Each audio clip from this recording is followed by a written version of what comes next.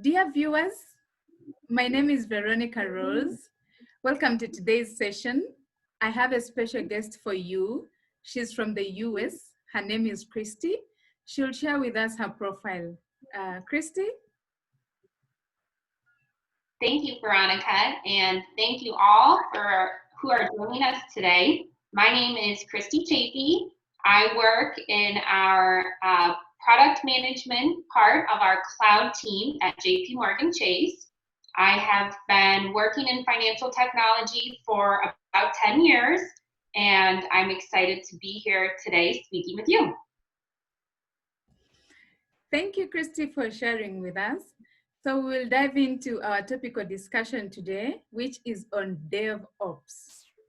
So DevOps, it's complementary with Agile software development. And Christie, we would like to hear from you the 5 focus areas of DevOps. Thank you. DevOps is a great topic for any team, organization, or business looking to go through digital transformation and start adopting modern engineering practices. DevOps, developer operations, is something that I think it's been around for about the last 20 years. And what really drove the change of culture with DevOps is that our engineering teams traditionally would build great technology, they would hand it off to QA and support teams to run in production, and over time, what we found is there ended up being very large backlogs of incidents or errors in the code that were removed from that engineering development backlog. So not that this was the wrong idea, engineers very focused on building new, but maintaining the old and making sure it's functioning for customers is very important, and that really drove the change in the migration to DevOps. So the 5 pillars, when we think about DevOps, the number one pillar we have to talk about is culture. Culture is so important for technology organizations today. This is across your organization, no matter where you sit, understanding the culture that you're building and supporting is critical. With DevOps, a culture of change or moving towards DevOps is going to look like not only putting code into production, but having very good telemetry and conversations about how those code and services are functioning once it's there. You may have conversations focused on how customers are adopting the technology, and is that serving the purpose of the delivery, and then bringing those feedback items and conversations to the engineering teams to then remediate any of the gaps. We hear a lot about shifting left with our operations, which means we don't wait until the problem is so big we have to go and fix it. We fix little problems along the way, and it prevents from the massive backlog of operations items to fix in the future. So again, culture from any area in the organization, very important to understand what that looks like and start having the conversations that builds on that improved experience and fast feedback cycle that DevOps needs. Our pillar 2 feeds right into that, and that is automation. So traditionally, we would build systems and technologies, and a lot of the steps that took to either support them or keep them running may be manual, and you may have operations teams that fill those gaps for you in those services.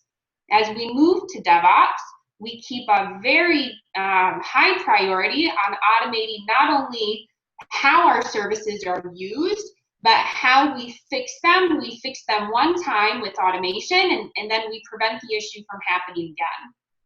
Engineers and engineering leads who can focus on those automation aspects of your services, again, help modernize your technology, improve that customer experience, and it, again, prevents that big backlog of items you have to fix at the end of the day. So we'll shift left our automation needs and make sure they get priority, because it creates that better experience in the future.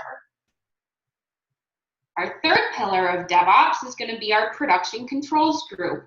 So as we go through controls, and if you have services that are bound to a level either of security because of the data you're using, or operational efficiency because of the customers that are impacted, being very mindful of what those control standards are, and then again, managing those through automation or a culture of fast feedback, so they're regular being visited, is very, very important.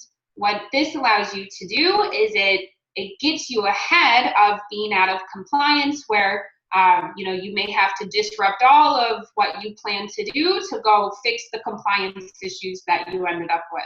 So production controls, whether it's change control, compliance controls, very important to, again, just have those conversations, make sure in your backlog of work items, you're shifting them as a priority, and that just keeps your environment really healthy, and it keeps you in compliance and will keep you moving faster. Our fourth pillar of DevOps is going to be monitoring and resilience. Today we have all the tool sets that you could need to get really good visibility into what you're delivering. Super important for everything we've talked about. Your culture, your automation, data-driven development is absolutely critical as we move forward with engineering practices. Creating telemetry for your senior leadership to understand how your services are running is super important. So just making sure that regularly happens, and that we're putting a focus on building out those telemetry dashboards and visibility paths is critical for, again, just keeping the DevOps moving forward. And lastly, the fifth pillar of DevOps is going to be your development and architecture. This is critical as we have to really understand what we're building and where our services and technology is, to understand the risks that we're defending ourselves against, to understand where your exposures may be, where weaknesses may be if you're dependent on architectures that are older and possibly haven't been through DevOps and haven't had the type of priority on operational efficiency. You may, clearly be able to identify those opportunities, and if you have incidents, that may be somewhere you look forward first. Strong documentation about current architecture, future goals is just, again, critically important to keeping these conversations moving and making sure that you're, doing what's necessary to move towards those modern technology practices. And really, at the end of the day, this is about providing stronger, more resilient services for your customers, giving your leadership teams the telemetry they need to make decisions, and then creating an engineering experience where, really, we always joke at work, if you build it, you own it. And that's what we want engineers to do, is if they build it, they own it. So it was great talking to you today. I hope everybody got a little bit of a 5-pillar of DevOps version, and I'll hope to see you again soon. Thanks so much, Veronica. All right. Thank you so much, Christie, for sharing with us today. And to our viewers, to keep learning, just hit the subscribe button so that you don't miss out on the upcoming sessions. Thank you so much, Christie.